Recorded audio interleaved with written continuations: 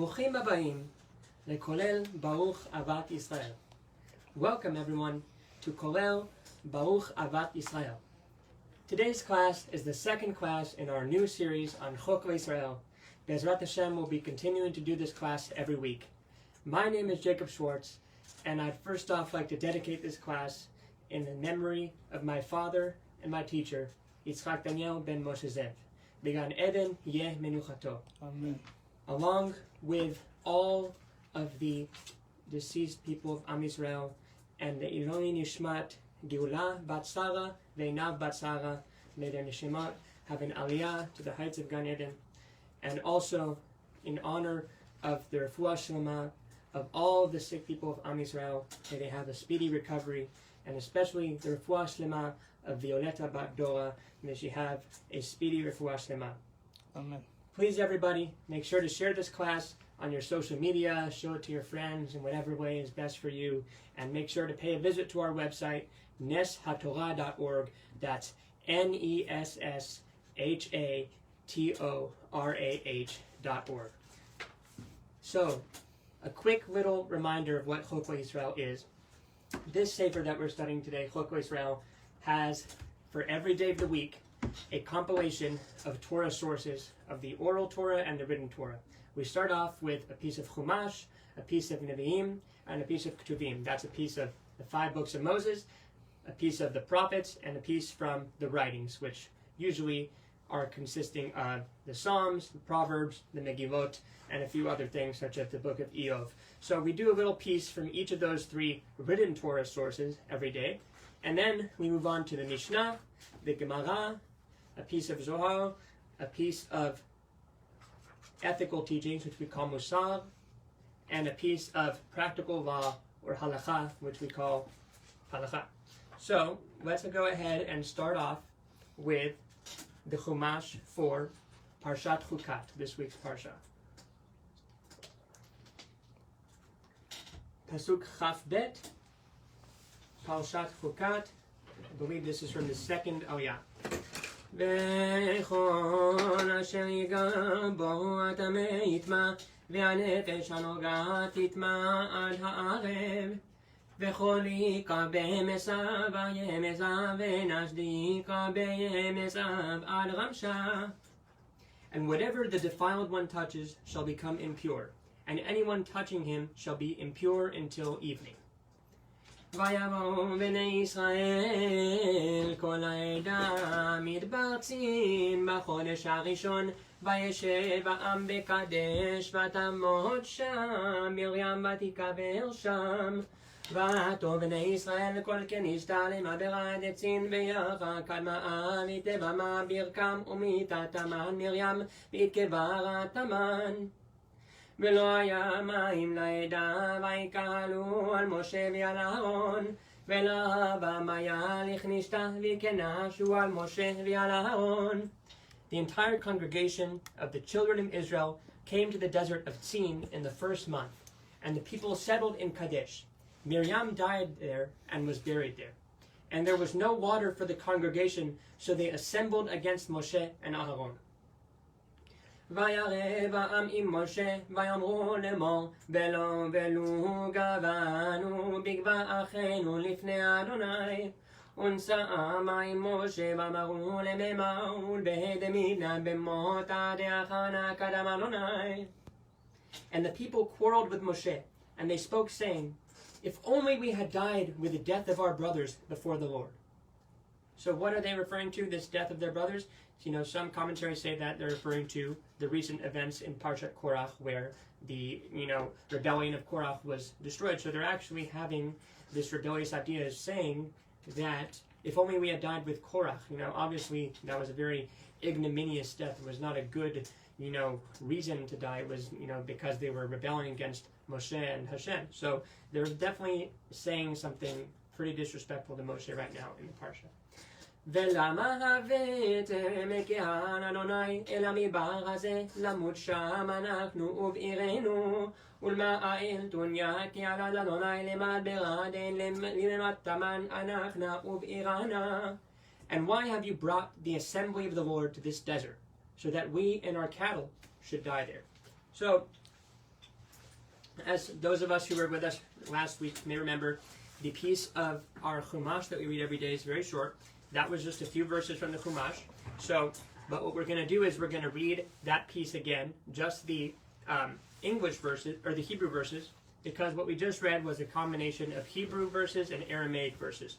And this is what we call Shnai Mikra Vechad Targum, which means one or two verses from the Mikra, which is, any Tanakh writing, and Echad Targum, and one translation verse. So the translation verses are the Aramaic verses here. And the Shnai Mikra are the ones that are directly from, the Torah itself.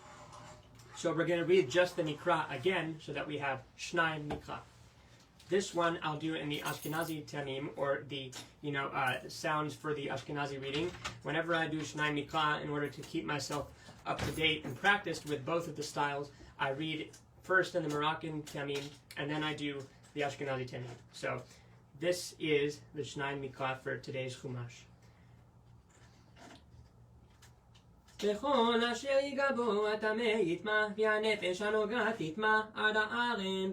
ויבואו בני ישראל כל העדה מדבר צין בחודש הראשון, וישב העם בקדש, ותמות שם מרים ותיקבר שם. ולא היה מים לעדה, ויקהלו על משה ועל אהרון. וירא העם ממשה, ויאמרו לאמור, ולו גבנו בגבע אחינו לפני אדוני. ולמה הבאתם קהל אדוני אל המדבר הזה למות שם אנחנו ובירנו. So now we finish the Shnai Mikra for today's Chumash reading. So we are, I believe, 1/8 done with today's Chok Le'Israel. Now we're going to proceed to the prophets, which is from Judges 11, or Shoftim Yud Aleph. We are learning about the story of Yiftach, who was a member of, what tribe was he from? I can't remember off the top of my head what tribe he was from, but he was from a place called Gilad. So basically, he was only half part of the family of this tribe that he came from in Gilad, and half he was not part of that family. So his family kicked him out. He went to this wilderness. In this wilderness, he kind of made a merry band of kind of like people that I believe it says are Anashim Rekim, or empty men, which there's a lot of interpretations of what that means. But basically, he made a band of brothers that proved useful later on in a war that the Israelites were having with one of the neighboring countries. They'd been attacked, and they basically needed someone to lead them militarily. And Yiftach had developed this reputation of someone who knew how to handle himself in that way because of this kind of band of people he had gathered, and because of his, he had that reputation of knowing what he was doing, in a strategic or military way. So they go ahead and they ask him, the elders of Israel, to join him and to join, and to lead them. And he says, what are you going to do for me in exchange for me coming back? I left, and it wasn't like I left on great terms. I left because people said they didn't want to give me an inheritance because I was only, a half brother. So they said, well, you come back, you fight this war for us, and then you're going to be our leader. So that's basically why Yiftach is doing this for them. And here we are, we're picking up right after the battle, I believe, here. So, Shoftim Perek Yud Aleph.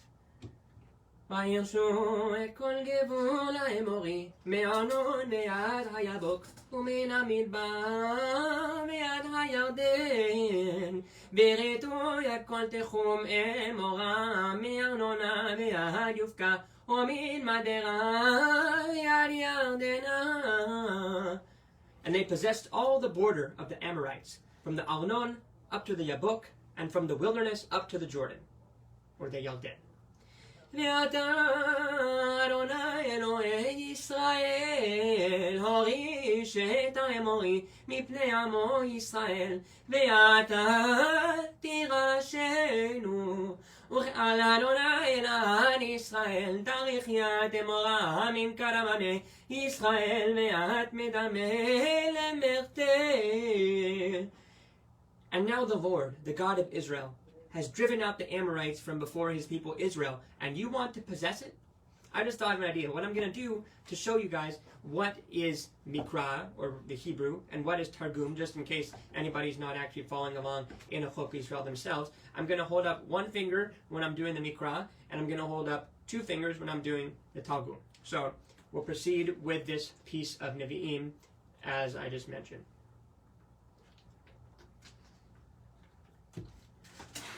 הלא את אשר יורישך כמו שאלוהיך אותו תירש ואת כל אשר הוריש אדוני אלוהינו מפנינו אותה נירש על היד יחסינינך כמו שתבתך יתה תחסין ויקול לתאריך אדוני אלנה מן קדמנה יתה נירש ואתה טוב טוב אתה מבלק בן ציפור מלך מואב הרוב רב עם ישראל אם נלחם בם וכאל הטב טבת מבלק בר ציפור מלכה דמואב המדנדן עם ישראל אם קרבה הגיח בהון.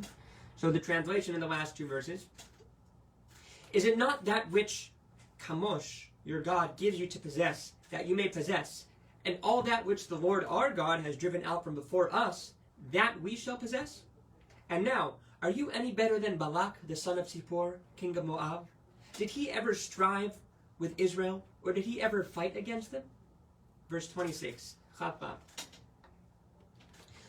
ושבט ישראל בחשבון ובבנותיה ובערועיה ובפנותיה ובכל הערים אשר על ידי ארנון 300 שנה ומדוע לא הצלתם בעת ההיא כאן ידי ישראל בחשבון ובחברנה ובערועיה ובחפרנה ובכל קרבה ירדי על דרומי ארנון תלת 100 שנים ומדלה שזפתון בעינני. When Israel dwelt in Heshbon and in its towns, and in Aror and its towns, and in all the cities that are along the Arnon, 300 years, why did you not recover them at that time? So basically what Yiftach's argument is towards the Amorite here is, hey, you guys didn't do anything about this supposed land beef that you guys had for so long. If you guys thought that this was your land for 300 years, why didn't you do anything until now? So he's basically trying to kind of make the point, you know, that clearly maybe there's some foul play, maybe they're making something up. You know, something doesn't quite add up, because if it was really as straightforward as, you know, this is our land, then they should have this is our landed a while ago, instead of just now out of nowhere. So we'll pick up with that. Well, rather, anyone who wants to know the next part of that can continue reading the Parsha. As with now, we're only doing one Chok Le'Israel a week. Maybe Bezrat Hashem in time, we'll do a few more a week. We'll see. And then maybe we'll have a more consistent linear narrative of what happens each day in the Parsha. But for now, this is what we have out of the Parsha of this week, out of Shoftim, Perek Yud Aleph, the story of Yiftach. We're now going to move on to the Ktuvim, a piece of Tehillim from 107, Perek Kuf Zayin.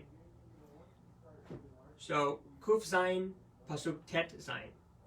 כשבא לתור נחושת וברכי ברזל גידיה, הרום תבר דשא נחשה ואברי ברזל לקצץ. אבילים בדרך פישם ומעוונותיהם יטענו, שתיין מאורח מרדאיון ומהווייתיון ומהווייתיון מסתגפין. כל אוכל תתעב נפשם ויגיעו עד שערי מוות. כל מחלת תרחיק נפשיון ומתיין עד מעלן נמותה. ויזעקו אל אדוני בצר להם ממצוקותיהם יושיעם. וצלו קדם אדוני כדאיק לאום ממעי קטון מפלקינון. ישלח דברו וירפאם במלט משחיתותם. ישדר בגמי עשות ויעשה יתון בשזה מלכה בלוטון. Bear with me, guys. Sorry about that. I forgot to do the 1 and 2, and also to translate as we went verse by verse. I'm still getting used to teaching this class for you guys. I'm sure in time we're going to get to exactly the right rhythm and having exactly all the verses in the way that's best for everyone learning. For now, I will now translate all of these as a chunk, and in the future we'll continue with line-by-line translation unless I receive feedback that it's better to do chunk by chunk. But for now, we're going to do the chunk by chunk because I forgot to do line by line. So verse 16, Psalms 107, Tehillim Perek Kuf Zayin. For he has broken the doors of brass, and the bars of iron he has cut asunder. Fools who because of their sinful way and their iniquities cause their own affliction. Their soul abhorred all manner of food, and they drew near to the gates of death. They then cried out to the Lord in their trouble, and he saved them from their distress. He sends his word and heals them and delivers them from their destruction.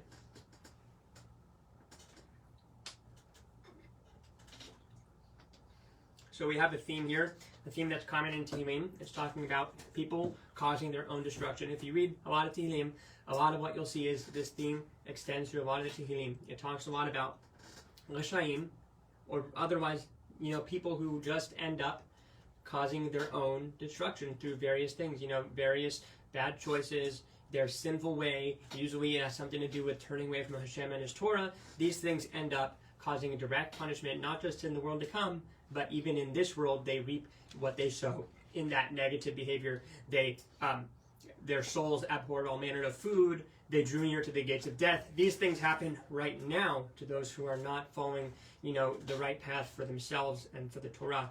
That's what the Tehillim is saying here. It's saying that there's a tangible negative thing that happens to people who are not choosing to do the way of Torah, not as a punishment necessarily, but it seems almost as if it's happening just naturally. It's like a natural order that when they go on this sinful way, their iniquities cause their own affliction. So we have this idea of, through our own sins, a lot of the time, it causes us to have these negative consequences.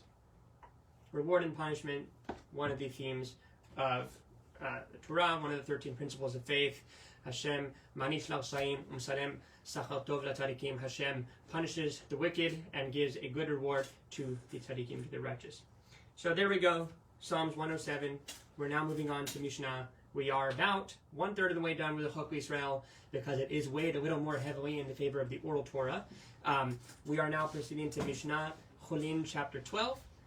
Mishnah Chulin Perek Yudbet. It is worth noting that last week I did a very extensive translation of the Mishnah, and I think that for this week we are going to do a little more of a brief translation of the Mishnah so that we can have more time to do the other parts of the Chok Le'Israel.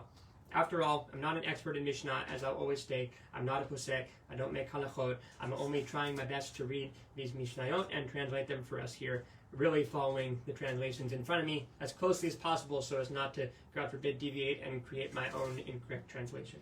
So here we go. Mishnah Chulin, chapter 12. Aleph. שילוח הקן נוהג בארץ ובחוץ על הארץ לפני הבית ושלא בפני הבית בחולין הבלו ומוקשים. So שילוח הקן, the mitzvah of שילוח הקן, of sending away the mother bird from the nest, applies both in Eretz Israel and outside of Eretz Israel. It applies in the presence of the temple and not in the presence of the temple. בחולין הבלו במקודשים. It applies to non-sacred birds, but it does not apply to sacrificial birds. חומר בכיסוי הדם משילוח הקן שכיסוי הדם נוהג בחיה ובעוף במזומן ובשאינו מזומן. There are more stringent elements in the covering of the blood than in the sending away of the mother bird from the nest, as the covering of the blood applies to undomesticated animals and birds, to animals and birds that are readily available in one's home, and to animals and birds that are not readily available and are hunted in the wild. So mezuman and eno mezuman, that basically means readily available and not readily available. So as in, if you can readily find them right nearby your house, or if you have to go out and hunt them in the wild. And the sending of the mother bird from the nest applies only to birds. V'shiluach haken eno noheg ela ba'ot. And shiluach haken, this verse, this mitzvah of sending away the mother bird, it only applies by birds. Ve'eno noheg ela ve'she'eno mezuman, and applies only to birds that are not readily available. Ezehu she'eno mezuman, what's a bird that is not readily available? What birds are we considering for that category? Kigon avazin ve'tarnegolim shekinenu ba'fardes. This is like geese or chickens that nested in the orchard, the pardes. Aval im kinenu v'bayit, but if they nested in the house, vechen yonei hardesiot, and likewise with regard to domesticated pigeons, which were the yonei hardesiot, patur mishiluach. These are exempt from this mitzvah of sending away the mother bird. That's Mishnah number 1. Let's go to Mishnah number 2.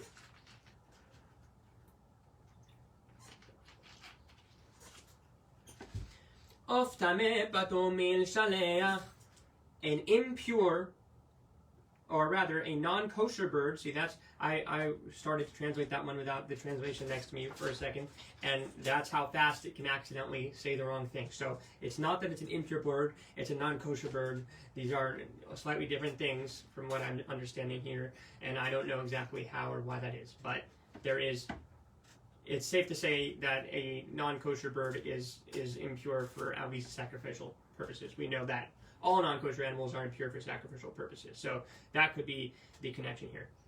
Again, I'm not totally sure. Of tameh, patur mil shalech. A non-kosher bird that's exempt from this mitzvah of shiloh haken, of sending away the mother bird. Of tameh rovetz al betzeh of taho. A non-kosher bird that's resting upon the eggs of a kosher bird. Betaho rovetz al betzeh of tameh. And a kosher bird that is resting upon the eggs of a non-kosher bird, patur mil shaleach. A person is exempt from doing shiluach haken in both of those situations, from sending away the mother bird in both of those situations. Kol zachar, if it's a bird called a kollel, that's a male. So the kollel is a pheasant, apparently. So a male pheasant, Rabbi Eliezer mechayev. Rabbi Eliezer says it is obligated to do shiluach haken. V'chachamim potrin. And the Chachamim, the sages, say that it's patur, does not have to do shiluach haken in regards to a male pheasant, a male kollel bird. One done. There we go. Parshat Bet. We're moving on, or Mishnah Bet. We're moving on to Mishnah Gimel. Hayta me'ofefet bizman sheknafea nog'ot baken chayav leshalech. If the mother bird was hovering, me'ofefet, over the eggs or fledglings in the nest, when its wings are touching, bizman sheknafea nog'ot baken, when they're touching the eggs or fledglings in the nest, one is obligated to send away the mother. So, chayav leshalech. So if the mother bird is hovering over the eggs or the fledglings in the nest, the mother bird is hovering over the nest, and its wings are touching anything that's in the nest, anything that's eggs or fledglings that is, then you are obligated to send away the mother. And knafea nog'ot baken, if the wings are not touching the nest or anything in the nest, like we just mentioned, patur mil shaleach, then it's patur from to send away the bird. So it has to be touching with its wings or hovering over that which is eggs or the fledglings in the nest. En sham ela efroach echad uvetza achat. If there's only inside that nest a single chick, single fledgling, or a single egg, chayav leshalech, he's still obligated to send away the bird. Shenemar kan ken mikol makom. As it says in that verse, ken kan mikol makom, and the mother is resting upon the fledglings or upon the eggs. So that's a verse from Dvarim Chafbet. In that verse it says, and the mother is resting upon the fledglings or upon the eggs. So that's proof of what we just mentioned in regards to en knafea nogot baken patur min shaleach en sham ela efroach echad o beitza achat. So even if there's just one fledgling or one unfertilized egg, then still obligated to send. היו שם אפרוחים מפריחים וביצים מוזרות. If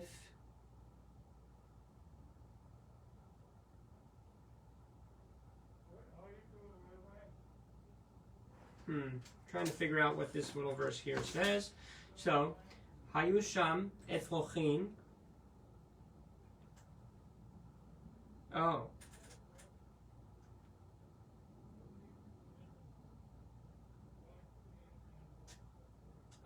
Sorry guys, I read too far ahead in the translation here. So what it says here is אין שם אלא אפרוח אחד וביצה אחד חייב לשלח. שנאמר כאן כמקום מקום. So even if there's only one fledgling or one egg, he's obligated to send away the mother bird, as it says in Deuteronomy 22:6, if a bird's nest happens before you. So what kind of bird's nest? Presumably any bird's nest. So now if there were fledglings capable of flying or unfertilized eggs, פטור משלח שנאמר והאם רובצת על האפרוחים או על הביצים. מה האפרוחים בני קיימא, הביצים בני קיימא. So if there were fledglings capable of flying, unfertilized eggs, one is exempt from sending away the mother bird from the nest, as it is stated in the same verse, and the mother is resting upon the fledglings or upon the eggs. From the juxtaposition of the fledglings and the eggs one derives, just as the fledglings are living, so too the eggs must be capable of producing live fledglings. This excludes unfertilized eggs, which cannot produce a living fledgling. And furthermore, just as the eggs need their mothers to hatch them, so too the fledglings must be those that need their mothers. This excludes fledglings that are capable of flying.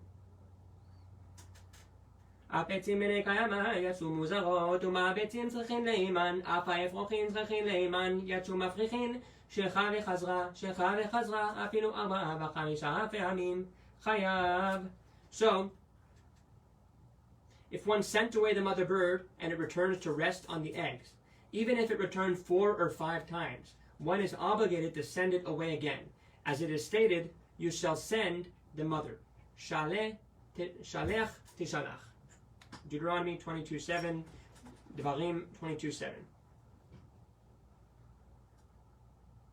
אמר הריני נוטל את האם ומשלח את הבנים. If a person says, here I'm taking the mother and I'm sending the children, or the offspring, the bird offspring, חייב לשלח שנאמר שלח תשלח את האם. He is obligated to send away the mother, even if he sent away the offspring, as it is stated, you shall send the mother. נתן לבנים וחזירן לקן, ואחר כך חזרה האם עליהם, פטור משלח. If he took out the offspring and then returned them to the mother's nest, and thereafter the mother returned and rested upon them, one is exempt from sending away the mother bird. So this final situation, נתן לבנים וחזירן לקן, ואחר כך חזרה האם עליהם. So a person sent away the mother and took the offspring, and then returned them to the mother's nest, and thereafter the mother returned and rested upon them, one is exempt from sending away the mother bird. So basically it's like even if a person alters the situation by taking out the chicks and then putting them back in, and then the mother bird is touching them at that point, something changes. It's not the same situation as it was before. In that situation before, he would have had to send away the mother bird. In this situation, he does not have to anymore, for some reason, which I'm not sure. Now, Mishnah number Daled. We've only got one more Mishnah after this, then we'll be on to tomorrow. הנוטל אם על הבנים, רבי יהודה אומר לוקה ואינו משלח.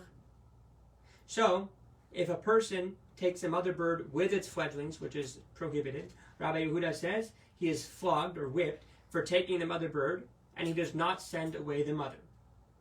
והחכמים אומרים משלח ואינו לוקה, and the Chachamim say it's enough that he just sends away the mother bird and he doesn't have to get whipped. It's enough that he sort of remedies the situation.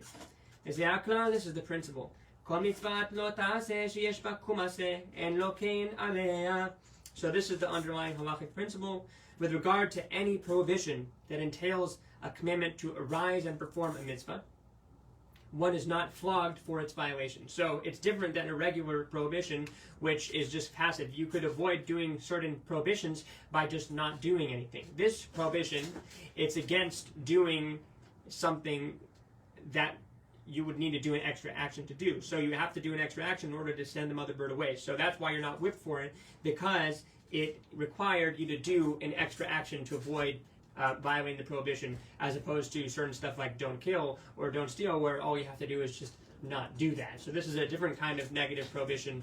It involves some kind of kum aseh, a situation where a person actually gets up and does something which leads to this prohibition coming into effect. As in, unless you're already going out and shaking down, nests and getting eggs and fledglings, you're not ever going to have to run in this situation where you'd have to, make sure you abide by this prohibition of not emptying the nest before sending out the mother bird. Whereas in another situation with, stealing or, anything like that, unless you actually, you don't have a reason why you need to go out and steal. You just kind of, avoid doing it, and then you're able to not do this prohibition. So in that case, you would be whipped for stealing, but you don't get whipped for failing to send away the mother bird, because of the fact that it is a mitzvah lo ta'aseh sheyesh ba kum aseh. So a negative prohibition which has an element involved of getting up and performing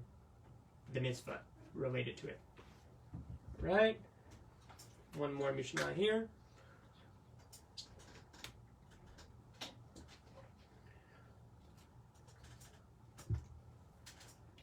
Lo yitol adam em al habanim.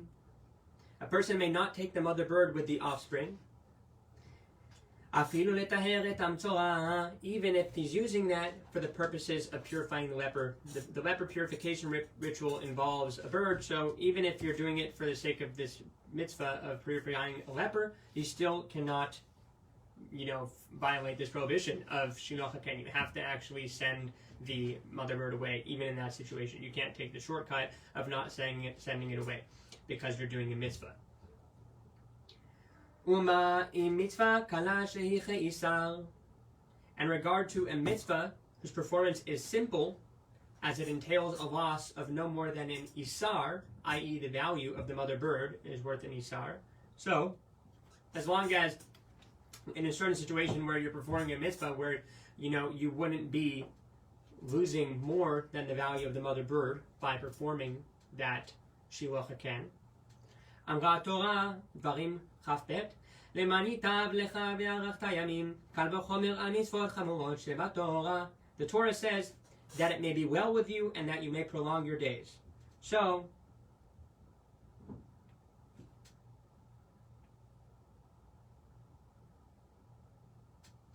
how much more so that by stricter mitzvot in the Torah.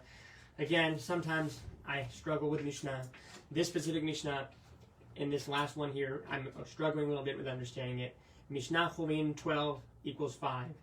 That one, God willing, another day I'll come back and I'll give you guys a deeper explanation of that. For now, I'm just reading the translation here, and what it says is, and if with regard to the sending away of the mother bird, which is a mitzvah whose performance is simple, as it entails a loss of no more than an isar, the Torah says that it may be well with you and that you may prolong your days. It may be derived by kal v'chomer that the reward is no less for the fulfillment of the mitzvot in the Torah whose performance is demanding.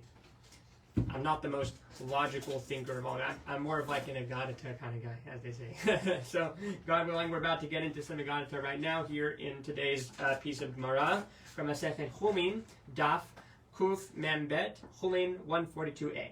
So, Tanya Rabbi Yaakov Omer, Ein lach kol mitzvah o mitzvah shebatora shematan schara betzida she'en techiyat hametim teluya ba. It was taught, Rabbi Yaakov says, there is no mitzvah in the Torah where reward is stated at its side from which you cannot infer the doctrine of the resurrection of the dead. So basically it's saying that every mitzvah in the Torah that has to do with the reward also has to do with chiyat hametim, resurrection of the dead. Bechibud avaim ketiv. by chibud avaim, by honoring one's father and mother, it's written, Leman yarichun yamecha ulman yitav lach. It's written in Dvarim Hey, in order that your days be elongated, and in order that it be good for you. So, the implication there is that it somehow relates to the resurrection of the dead. And I believe it will explain that shortly, and if not, I will give you guys my best guess about why that is. Beshiluach haken ketiv, by shiluach haken, by the mitzvah of sending away the mother bird, it is written, למען ייטב לך והלכת ימים הרי שאמר לו אביו עלה לבירה ויבא לי גוזלות ועלה ושילח את האם ולקח את הבנים. So, by שילוח הקן it says, למען ייטב לך והלכת ימים, in order that it be good for you and your days be elongated. הרי שאמר לו אביו עלה לבירה. If a father said to his son, go up to the roof and bring me down some young birds. ויבא לי גוזלות. And he went up, cast off the mother bird, took the fledglings, and when he came back down, he fell and died. So that's the Hebrew there, and when he falls down, he fell and died.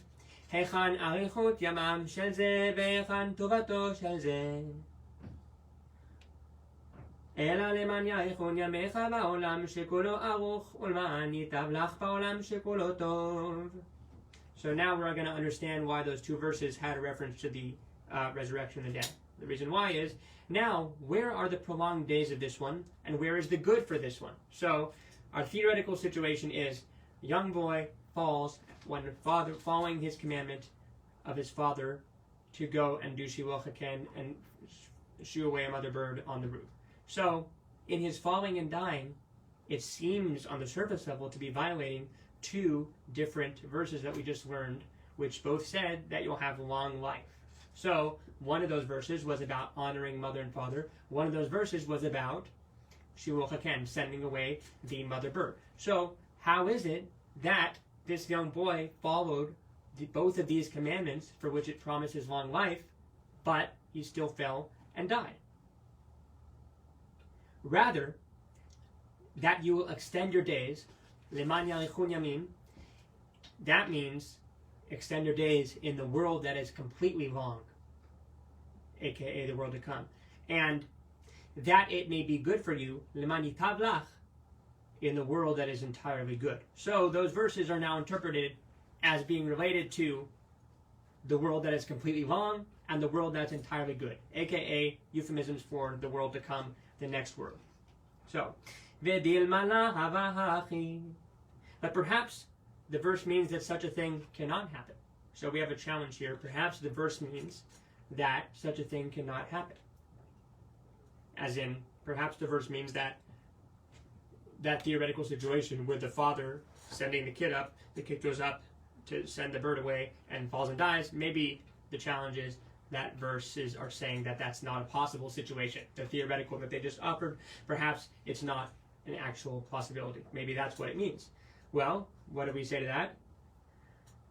Rabbi Yaakov actually saw just such an occurrence.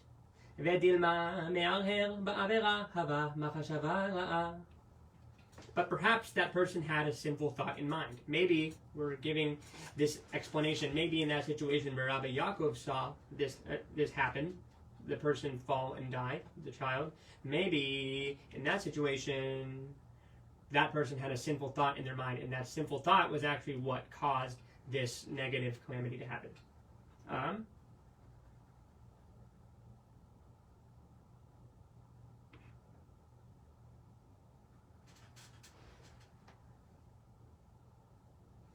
Hava machshava ra'a ein hakadosh baruch hu metzarfa lemaaseh. But the Holy One, blessed be He, does not consider a thought as a deed. So that's an unlikely challenge, what they just said, in regards to this sinful thought. It's not likely that the sinful thought could cause, the death in this situation, because God does not consider thoughts to be the same as deeds. But maybe another challenge is that he had idolatry on his mind. Dichtiv leman tefos et Beit Israel belibam, as it is written, in order to seize the house of Israel for what is in their heart. So that's what it's written in Ezekiel 14:5, Yechezkel 14:5.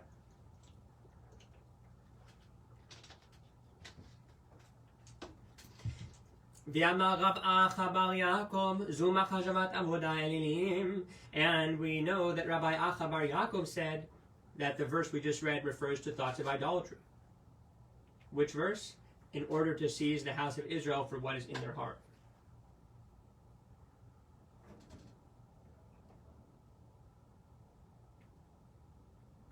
אחי כאמר אם איתה דאיקה שכר מצוות והי עלמא תהנה לה ותגן עלה דללתי לידי הרהור ולדזק אל שכר מצוות בהי עלמא לקה.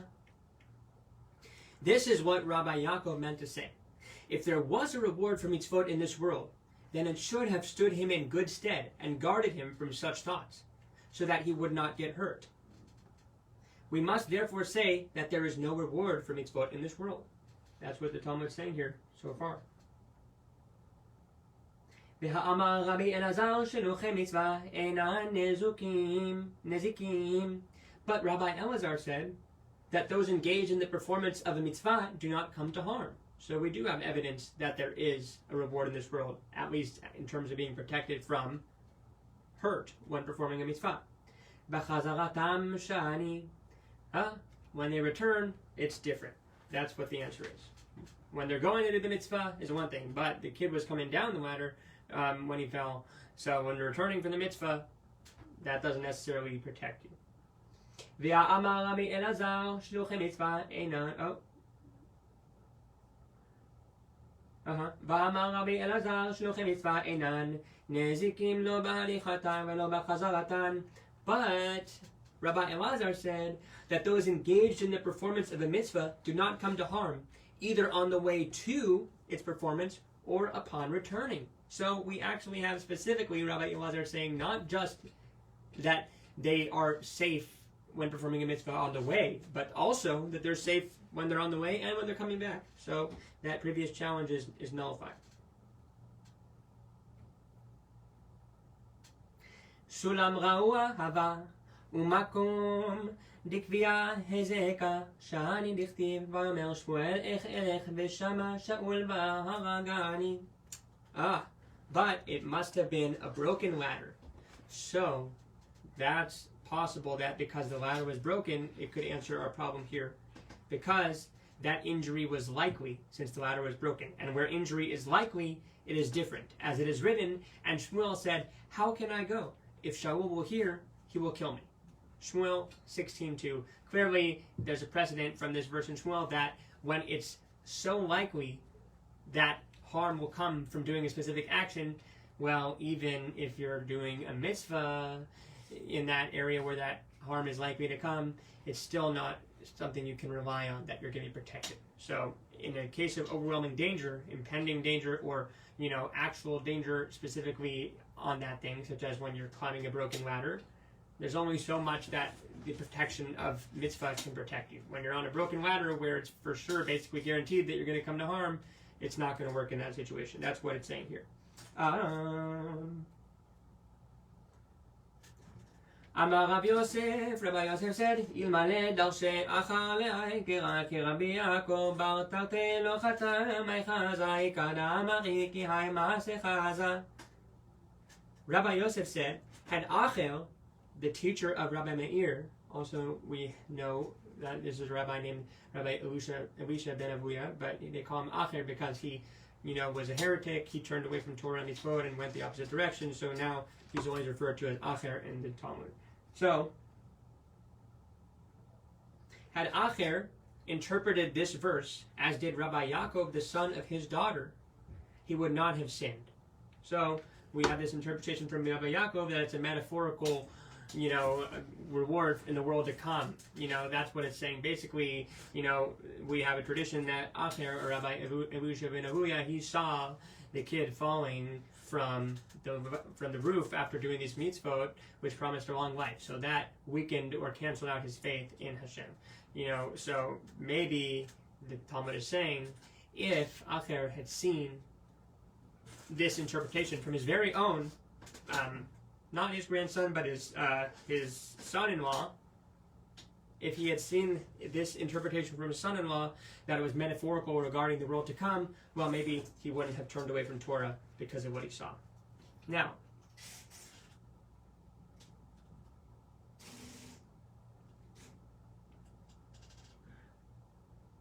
חזאי קדמרי כי הימאסך זבי קדמרי לשנה דרבי חוצפית המתו גמן חזרה והמוטלת בהשפעה.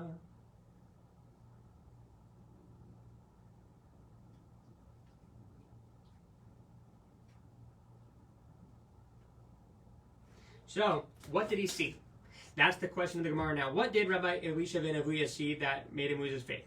Some say he saw just such an occurrence. So some say he saw this exact situation, the kid climbing in his father's instruction to do Shiluach HaKen and falling and dying.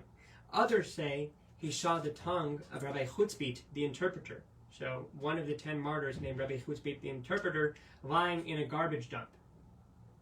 So, Amar peh shehipik margaliot yilchoch afar. He said, shall the mouth which uttered pearls lick the dust? So basically he saw a awful punishment, awful, terrible destruction coming to a very holy man. So he said that challenged his faith. That's what they're saying. Vehu lo yada leman yitav lach ba'olam shekulo tov. And at the time, the Talmud says he didn't know about, the verse which means that it's going to be good for you in the world of all good, in the world to come, rather than in this world. Shekulo tov ulman yaichun yamecha ba'olam shekulo avuch. So he didn't know this interpretation of those verses, which seemingly say that people who are righteous in specific ways, which ways? Sending away the mother bird and listening and honoring their parents. He didn't know that people who are righteous in these ways are guaranteed a longer life in the world to come, as opposed to in this world. So he did not know that the verse that it may be good for you refers to the world which is entirely good, and that you will extend your days refers to the world which is completely long. So we know many times really good people that we know are righteous, that everybody recognizes to be good people, terrible things happen to them. So what do we learn from this episode? That we can't let that challenge our faith, even as hard as it is. We have to believe in Hashem regardless. We have to know that, despite how hard it is to understand, the Torah gives us long life in the world to come in exchange for our good deeds. Even though it might seem like it says that it's going to give us long life in this world, well, it's actually long life in the world to come that's guaranteed, and it's really all this world is a preparation for the world to come, as we know. Now, I'm going to read the Zohar right now, and as I read it, I'm going to recognize that I have no idea what any of it means. I could never possibly understand even a fragment of it. It is infinitely beyond my comprehension. I'm grateful that I'm even able to understand the tiniest bit to even be able to read it, and I'm only able to do that only because of my merit of my holy ancestors and my ancestors, my Saba Yaakov, my Saba Miki, my Abba. Only all of these holy ancestors allow me to have the slightest merit to be able to read the Zohar and understand even the surface level of it. And usually I can't even get that. So I'm going to read it to you guys. I'm not going to go into depth of what it means. We're almost done with the Chok Le'Israel for today. Zohar is the last official part of the Chok Le'Israel, and then later on the Yosef L'Chok was added, which is the last two, the Musar and the Halacha, which are my favorite parts because I feel like, in a way, they're the parts that I understand the best every time. But I do really like it when we get to good Gemara like we did today, which I really feel is the kind of Gemara that is potent in a philosophical way, and it really makes sense, and it's a good Haggadah stuff. So I'm glad we got to learn that Gemara together too. So Zohar Chukat Daf Kuf Pei Dalet Amud Aleph. תחזק איתי ויאמר אדוני אל משה אל תירא אותו תרן אותו עינון שלמים באורייתא בתרי בבין חזרך עד ראש אחיך אותו מה איתה וגינינו ממש עד ראש אחיך ממש אותו דבר לפרשה אותו דאו עבירה ופחדן אותו דאוג די תיבת לרם ומאנשי ביתי אמרך יגזר אברהם בחתי וכל אנשי ביתו וגומר דאוג ויגזר וקבילי עד קדישה חבן נחמה אום לישראל וקרבין גבי המרן עדי ענת נמנה זרודה דקאילון ונשה ולקבלם בשעתה לכין משה יחיל יעקב רשימה נרשים אברהם אמר ודאי הימינה הדינים מידע הימינה והיה לעי הנה מהל עזר ימינה נסיך הרע ומלדיני ועי על ימינה הנה אברהם לימינה ומיד אמר קודשה בריחו אל תראה אותו ולא תאכל יהו עוד דילל אפילו לימינה לא יסתריך כי ביד אחד נתתי זה מלאך דילך יקר למעל מה דאו פגיר רשימה דילה ומן דפגים לעיית תתחזה להתעקרה מעל כל שכן סמלה דילך דיו ידך יקר למעל מה וגינך התעקר מעל מה ואפילו דיו תקיפה מבני גבריהו בעל שצה לאוי לישראל נפל מידי משה משתצא בגין כך קולה שציו ישראל ונועה בכל עמם בכל לילה כמה דכתיב ויכו אותו ואת בניו וכל עמו כתיב ולף אותו ואת בניו בנו כתיב חסר יול וקרנן בניו והרפוח חבריה זכאי נינון ישראל למשה נביא אהבה ונעוד בגיני אביד לון קודשה בריחו כל העליית בן והוקמו בקודשה בריחו לגזר קיימה עם שער המלך אשר הבעלה עם ישראל לינון בנוי דברם נכתיבו בן זרעך אחריך לדורותם לברית עולם וכתיבני זאת בריתי אותה אדוני רוחי אשר עליך וגומר לא ימושו אפיך וגומר ברוך אדוני עולם אמן ואמן.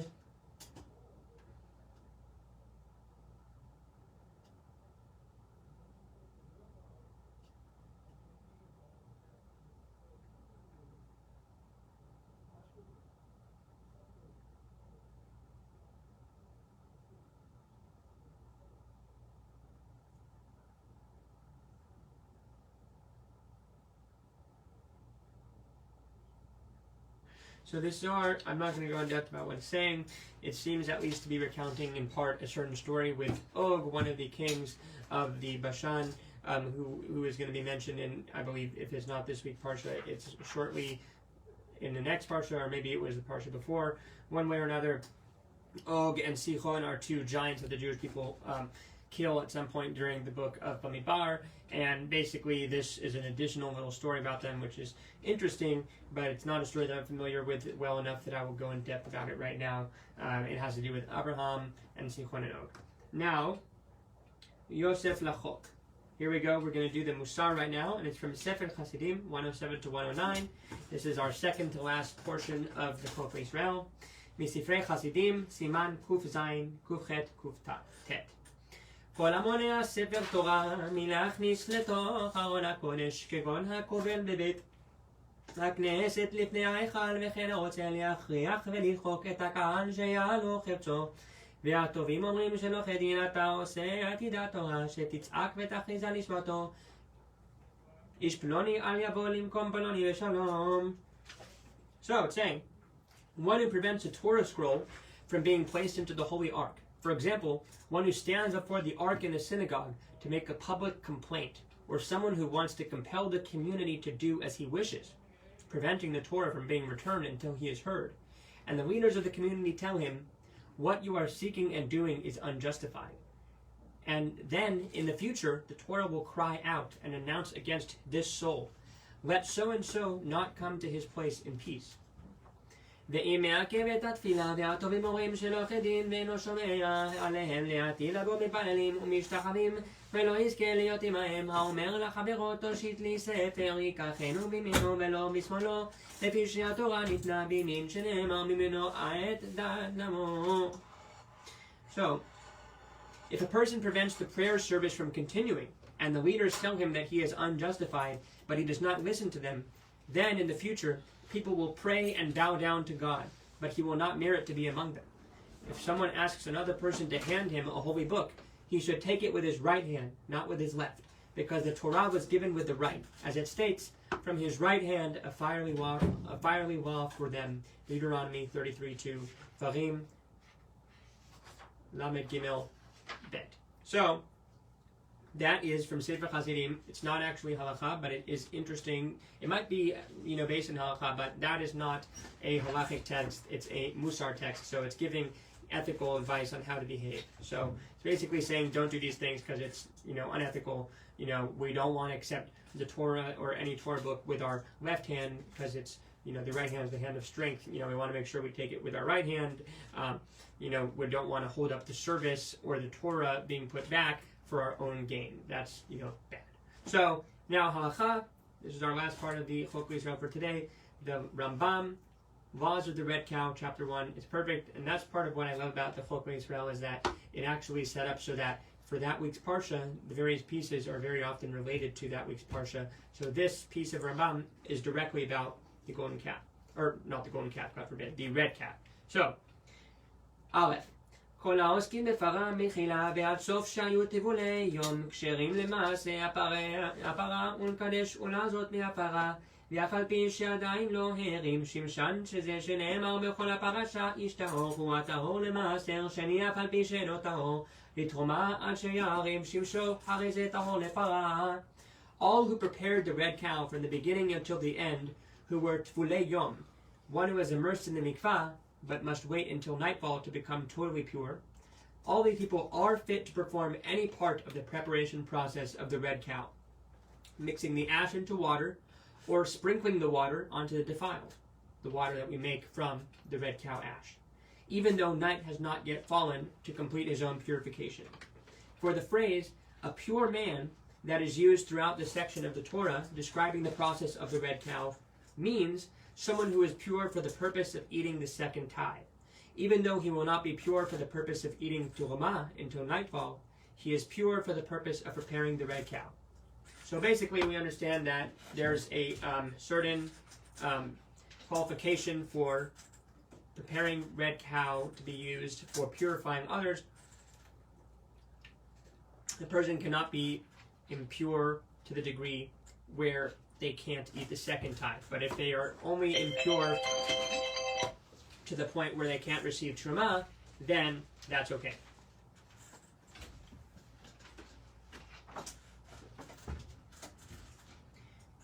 הצידוקים היו אומרים שאין מעשה הפרה כשר אלא במעורבי שמש. לפיכך היו בית דין בבית שני מטמאין את הכהן השורף את הפרה בשרץ וכיוצא בו וטובל ואחר כך עוסק בה כדי לבטל דברי אלו הזדים שמורים מהעולה על רוחם לא מן הקבלה וכן כל הכלים שמכניסים לתוכן אפר הפרה כולם טבולי יום.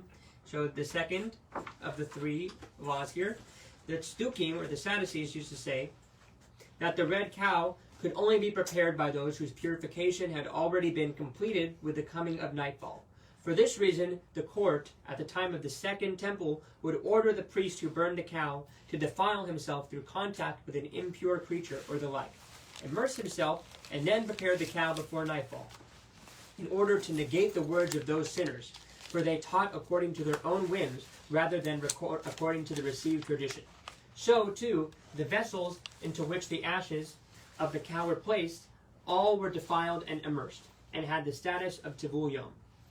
The third law, and our last piece of Chok Le'Israel for the day. החותך שפופרת של קנה להניח בה אפר חטאת יטמא אותה ויטילנה ואחר כך יניח בה. If someone cuts a tube of bamboo to use for holding the ashes of the red cow, he first defiles it, immerses it, and then places the ash into it. וההותך והמטבילה טעון טבילה מפני שעשאוה כטמא מת בשבעה שלה ולפיכך אינה צריכה הזעת שלישי ושביעי אלא מטמאה כדי להראות לצידוקים ומטבילה ונותן בה. The one who cut it and immersed it required immersion because they, the sages, gave it, the vessel, a seventh-day defilement, which in turn defiles the person. For this reason, it, this defilement, does not require sprinkling of water mixed with ashes of the cow on the third or seventh day. It is only defiled in order to show up the Sadducees. He then immerses it, immediately placing the ashes into it. So there's some special stuff that happens here to avoid looking like the Sadducees, to make sure that Tzduki traditions are negated through, the various specifics of how this para uduma, red calf, is done. So Thank you so much for joining us today for the Chok Le'Israel Yom Hamishi Parashat CHUKAT. Please make sure to check out our website at neshatorah.org. That is NESSHATORAH.org. And make sure to share this with your friends on social media and anybody who you think would benefit from learning with us today. Thank you so much for your time. Have an awesome day.